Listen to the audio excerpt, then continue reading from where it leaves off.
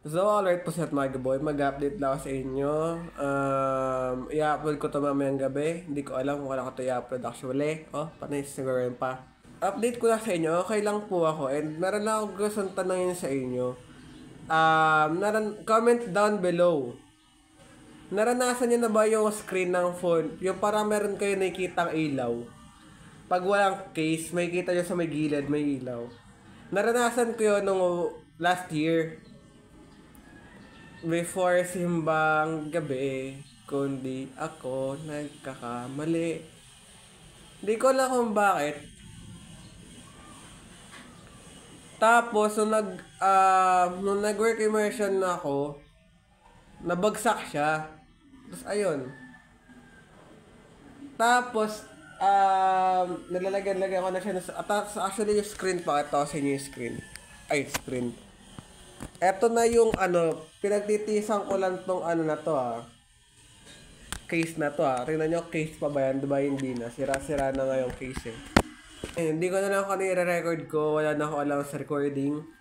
Basta kung ano yung may record ko, yun na yan. Baka tanggalin ko muna the twins. Yan, install ko muna the twins. Wala, hirap. Pinahirapan ako tapusin eh. So, okay na naman ako. Tapos, anyways, balik tayo sa phone. Tapos, parang doon ata nagsimula matanggal yung screen. Sa tanggal-tanggal na ngayon, screen ganyan. Tapos, nung natanggal yung... Ay, di na matanggal. Tapos, nag-search na ako sa ganito, ganyan. Tapos, actually, ang unang akala ko, yung case lang ng phone ko yung natatanggal. Pero nang nakita ko, yung screen na niya. Tapos, nung practice ng graduation, which is nung Thursday, April 3, bumagsak din siya ng ganun. At ang malala pa dito, kung di ako nagkahamali, parang, hindi siya screen. Yun nasa likod. Basta, ewan ko basta bumagsak siya. So, ngayon, minsan kapag lalo na nung yung cellphone ko, parang, kasi, nilulubog-lubog ko na lang ulit, binabalik-balik ko na lang ulit. Nahihirapan akong, kasi parang, wala na siyang dikit, ganun. Gusto ko ipaayos yun. Which is, sana, sakto pa nagpagupit ako, which is, ako na lang manghihiram ako na lang, para manghihingi ako ng for like 500 kasi sabi ng kuya ko 250 lang naman kailangan at hindi ko nga alam kung saan lugar yon, kung saan lupalop ng area C yun or ng area A o saan lupalop. So manghihingi ako ng 500 para sa pagkain ko at the same time parang may paayos ko. So yung 250 baka hanggang mapaayos ko lang yon. Hey, come on, hey, don't look away. Some social carries worth all the pain. Pressure for stone, be like diamonds. I'll be the queen in honor for islands. We will beat you, be calm. Babe, love can do no wrong. Don't overthink, don't stand on the edge. This life is a shooter when you're off the ledge. Hey, when I take time for when I figure things out. Show me the good one, show me the good, the roses story to tell. Might be known as candy that fell. My mind, my heart, I trusted. Miramar, since you just walked in. Excuse me for being straightforward. Make me wanna lose and start all over. Madali lang mag-rap. Mahilig ako mag-rap. I love rapping because rapping is a rap. Ako ay isang rapper. Alam niyo ba ang rapper? Isang part ng rapper. Ng rapper ay ito nag-rap ng mga rapper. Yung mga rapper is ito yung nag-rap na mga dapat i-rap. Halimbawa, yung rapper ay isang rapper na rapper. So yung rapper kinakain siya, 'di ba? Ito yung mga nilalagay sa lumpia, ganyan. Pero actually, yung pinaka gusto ko luto ng rapper, yung yung rapper lang talaga, yung flat as in yung kung ano yon iluluto mo lang, hindi siya gagawin lumpia, turon, banana Q, hindi, ganon. Banana Q? Diba turon lang yon? Kasi pag banana Q, kung yun nagkahamali, saging na lang ilalagay mo. Pag turon, saging na nalagyan ng rapper. Tama ba ako mali?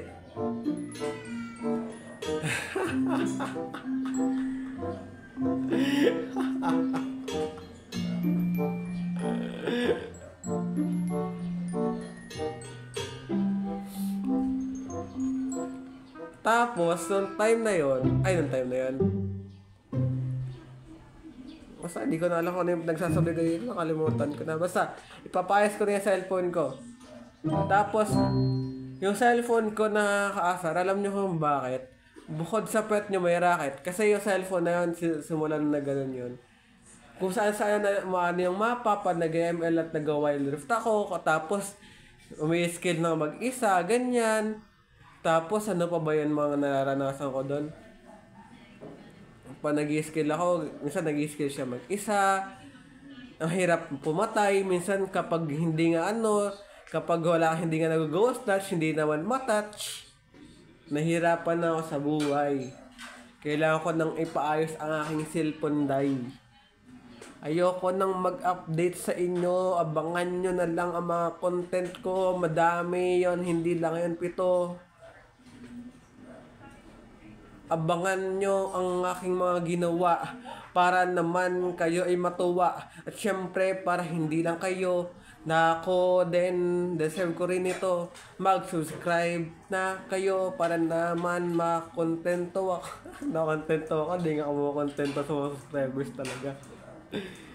Walang sino mang tao na kontento kapag nagkaroon sila or kung isa ang content creator, never kang makokontento sa followers or subscribers na meron ka. Kaya kung ako sa iyo, para gumanda ang buhay mo, mag-subscribe ka sa YouTube channel ko para ang YouTube channel ko ay sumabog na. Ako ay matagal na naghihintay. Ako ay naghintay ng 6 na taon. Pero ngayon magpipito. 7 taon na paghihintay. Kung kailan sasabog ang YouTube channel ko. Kung kailan makikilala ang pangalan ko sa mundo. Kailan kaya ang panahong o araw na yun? Dahil gusto ko na sumakses. Diba? Pag ako sumakses sa YouTube, lahat kayo sasakses. Hindi, joke lang. Pero baka naman. Gusto niyo ba gumawa ko ng kanta? Kung gusto niyo gumawa ko ng kanta, mag-subscribe na kayo. Actually, kanina nung nanonood ako ng One Music Live, bala ko yung gawin yung No Fear na R&B. Hindi ko alam kung paano ganito na eh. Hindi ko alam kung hindi. Ako na siguro yung gagawa ng, sarili ko. Na, kakopyahin ko lang yung, kasi nang baka magkaroon ako ng copyright sa, antaw dito. Sa may No Fear. Baka magkaroon ako ng copyright dun eh. Baka i-copyright ako ng Bini.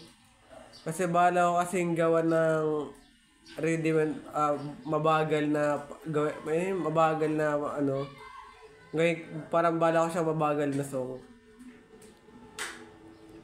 When I'm feeling like I am lost, I won't let you get in my way.